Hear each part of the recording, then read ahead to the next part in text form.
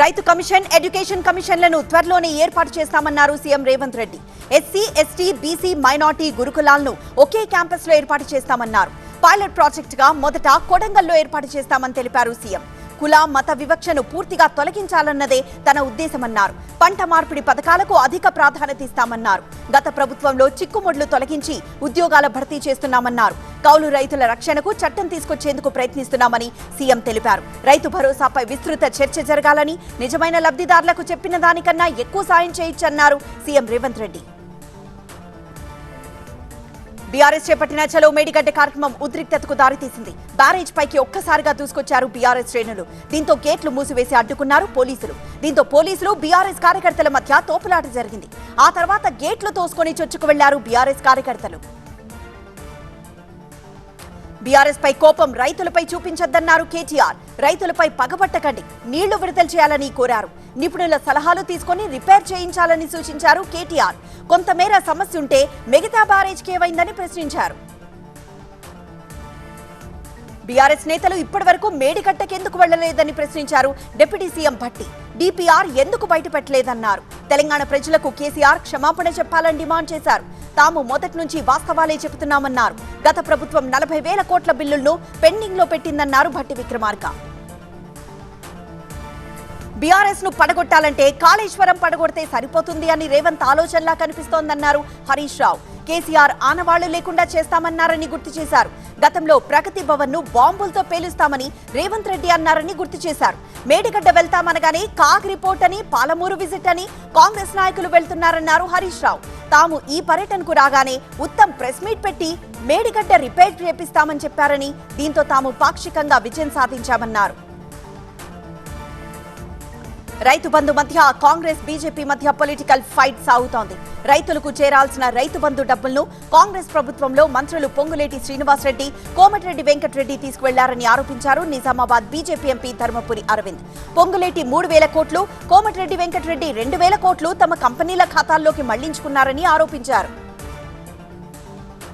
MP Arvind ఆరోపణలపై మంత్రి కోమటిరెడ్డి వెంకటరెడ్డి స్పందించారు. రైతు బంధు నిధులపై అరవింద్ ఆరోపణలు అవాస్తవమని అన్నారు. రాజకీయాల వల్ల ఆస్తులు పోగొట్టుకున్నామని తెలిపారు. తాను ఉత్తమ్ కుమార్ రెడ్డి అద్దెళ్లలో ఉంటున్నామని, తన పేరు మీద ఎక్కడైనా ఆస్తులుంటే అరవింద్కే ఇచ్చేస్తానన్నారు. ఎమ్మెల్యేగా ఓడిన అరవింద్ ఎంపీగాను ఓడిపోతాననే ఫ్రస్ట్రేషన్ లో ఇలా మాట్లాడుతున్నారని కోమటిరెడ్డి కౌంటర్ ఇచ్చారు.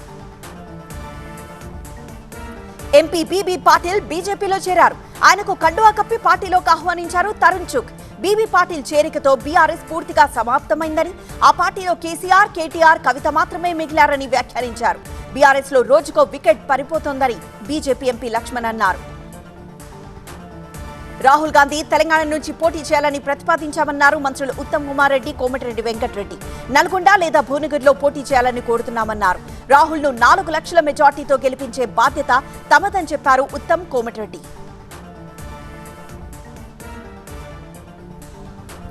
వైసీపీ గుట్టికి హరిరామ జోగయ్య కుమారుడు కేసినేని నాని భూ కబ్జాలు నిరూపిస్తానంటున్న చిన్ని. పవన్ కు మరో లేఖ రాసిన హరిరామ జోగయ్య. ఇలాంటి టాప్ 9 వార్తలను ఏపీ పాలిటిక్స్ లో చూద్దాం. హరిరామ జోగయ్య కుమారుడు సూర్యప్రకాష్ వైసీపీలో చేరారు. కండువా కప్పి పార్టీలోకి ఆహ్వానించారు సీఎం జగన్. అర్హత లేని వ్యక్తి పార్టీలో ఇన్నాళ్లు పనిచేశానన్నారు సూర్యప్రకాష్. ఇక నుంచి జగన్ కోసం పనిచేస్తానన్నారు. ఏమీ ఆశించకుండా వైసీపీలో పనిచేస్తానని, పార్టీ బలోపేతం కోసం కృషి చేస్తానన్నారు. వ్యక్తిగత లబ్ధి కోసం పార్టీ నడుపుతున్న వారిని ఈ రాష్ట్రం నుంచి తరిమి కొట్టాలని పిలుపునిచ్చారు సూర్యప్రకాష్. ఎంపీ కేసినేని నాని పెద్ద భూ కబ్జాదారుడని ఆరోపించారు కేసినేని చిన్ని. నాని ఎంత భూ కబ్జాదారుడో ఆయన ఆఫీస్ చుట్టుపక్కల అడిగినా చెప్తారన్నారు. అలాంటి వ్యక్తి భూ కబ్జాదారుడో, బోండా ఉమా భూ కబ్జాదారుడో అందరికీ తెలుసన్నారు. విజయవాడ పశ్చిమ నియోజకవర్గంలో డబ్బు ఆశ చూపి టీడీపీ నాయకులను వైసీపీలోకి లాక్కోవాలని చూశాడని ఆరోపించారు చిన్ని.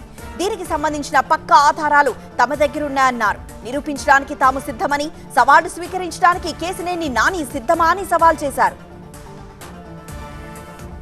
ఏపీ అభివృద్ధి కోసం పనిచేస్తుంటే కొందరు వెనక్కి లాగాలని చూస్తున్నారని ఆరోపించారు సీఎం జగన్. అలాంటి మారీచులతో తాను యుద్ధం చేస్తున్నానని తెలిపారు. జగన్ అనే వ్యక్తి ఒక్కడు తప్పుకుంటే పేదలకిచ్చే పథకాలన్నీ నీరుగారిపోతాయని హెచ్చరించారు. చంద్రబాబు, పవన్ చెప్పే అబద్ధాలను ప్రజలు నమ్మవద్దన్నారు. ప్రతి ఇంటికి కేజీ బంగారం, బెంజ్ కార్లు ఇస్తామని కూడా ప్రచారం చేస్తారన్నారు. ఇలాంటి కల్లబొల్లి మాటలు నమ్మవద్దని, పేదల కోసం పనిచేసిన తనను గుర్తుపెట్టుకోవాలని కోరారు సీఎం జగన్. కృష్ణా జిల్లా పామరులో పర్యటించి జగనన్న విద్యా దీవెన కార్యక్రమంలో పాల్గొన్నారు సీఎం. రాష్ట్రంలో ఉన్నత విద్య అభ్యసిస్తున్న 9.44 లక్షల మంది విద్యార్థులకు విద్యా దీవెన కింద 708 కోట్ల రూపాయల నిధులను విడుదల చేశారు. పామరులో బటన్ నొక్కి తల్లులు, విద్యార్థుల జాయింట్ అకౌంట్లో పూర్తి ఫీ రియంబర్స్మెంట్ ను జమ చేశారు. ఏపీలో బీజేపీ, టీడీపీ, జనసేన పొత్తుకు బీటలు వారాయి. టీడీపీ, జనసేనలు పొత్తుపై తేల్చకుండా ఏకపక్షంగా అభ్యర్థులను ప్రకటించడంతో ఆపరేషన్ ఆంధ్రప్రదేశ్ చేపట్టింది బీజేపీ హైకమాండ్.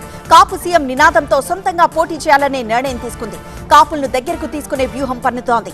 జిల్లాల వారీగా లోక్సభ, అసెంబ్లీ అభ్యర్థులను స్క్రూటినీ చేసి ఒక్కో నియోజకవర్గం నుంచి 3 అభ్యర్థులను ఖరారు చేసి అధిష్టానానికి జాబితా పంపనున్నారు రాష్ట్ర అధ్యక్షురాలు పురంధేశ్వరి.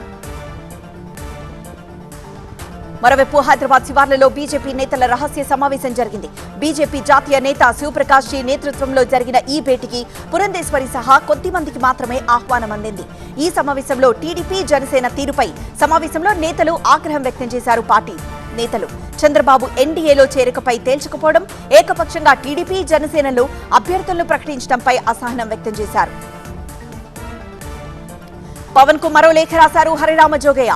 కొందరు కావాలనే మన మధ్య తగువులు పెడుతున్నారని, చంద్రబాబుకు మీరు దాసోహమైనట్లుగా ప్రచారం చేస్తున్నారని ఆ లేఖలో ప్రస్తావించారు. మిమ్మల్ని డిప్యూటీ సీఎం చేయాలన్నా టీడీపీ పొలిట్ బ్యూరో అనుమతి కావాలని లోకేష్ అనడం ఎంతవరకు కరెక్ట్ అని ప్రశ్నించారు.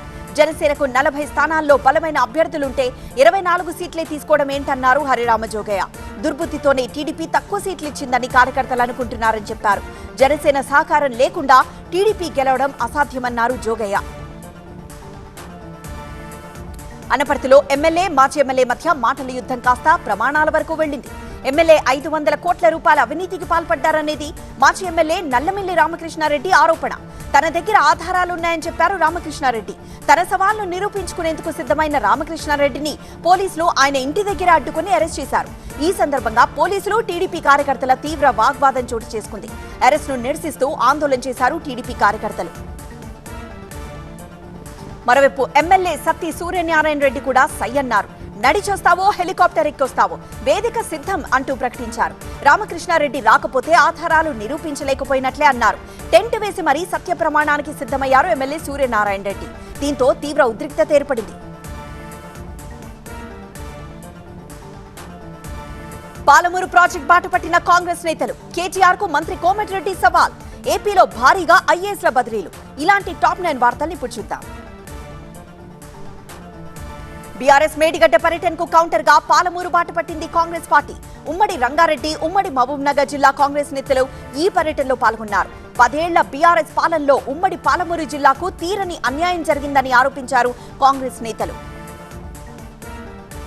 కేటీఆర్ కు మంత్రి కోమటిరెడ్డి సవాల్ విసిరారు. ఇద్దరం రాజీనామా చేసి సిరిసిల్లలో పోటీ చేద్దామన్నారు. సిరిసిల్లలో కేటీఆర్ గెలిచిన మెజార్టీ కంటే ఎక్కువ మెజార్టీతో గెలుస్తానన్నారు కోమటిరెడ్డి. తాను సిరిసిల్లలో ఓడిపోతే రాజకీయ సన్యాసం తీసుకుంటానన్నారు. కేటీఆర్ ఓడిపోతే పార్టీ మూసేస్తానని కేసీఆర్ ప్రకటించాలన్నారు. సికింద్రాబాద్ అడ్డగుట్టలో కేంద్ర మంత్రి కిషన్ రెడ్డి విజయ సంకల్ప యాత్ర రోడ్ షో నిర్వహించారు. అడ్డగుట్ట డిపిఎస్ స్కూల్ నుంచి ప్రారంభమైన విజయ సంకల్ప యాత్ర కోలాహలంగా కొనసాగింది. బీజేపీ కార్యకర్తలు, బస్తీవాసులు పెద్ద సంఖ్యలో పాల్గొన్నారు. రోడ్ షో ప్రారంభానికి ముందు దివ్యాంగులతో కిషన్ రెడ్డి ముఖాముఖి నిర్వహించారు. ప్రధాని మోదీ ప్రభుత్వం దివ్యాంగులకు అండగా ఉందని తెలిపారు. మాజీ సీఎం కేసీఆర్ పై చర్యలు తీసుకోవాలని సీఎం రేవంత్ కు ఉన్న కాంగ్రెస్ అధిష్టానం ఒప్పుకోవడం లేదన్నారు బీజేపీ నేత కొండా విశ్వేశ్వరరెడ్డి. బీఆర్ఎస్ ను కాంగ్రెస్ అధిష్టానం కాపాడుతోందని ఆరోపించారు. చేవెళ్ల టికెట్ పై తనకెవరూ హామీ ఇవ్వలేదన్నారు. టికెట్ ఇస్తే భారీ మెజార్టీతో గెలుస్తానని ధీమా వ్యక్తం చేశారు కొండా.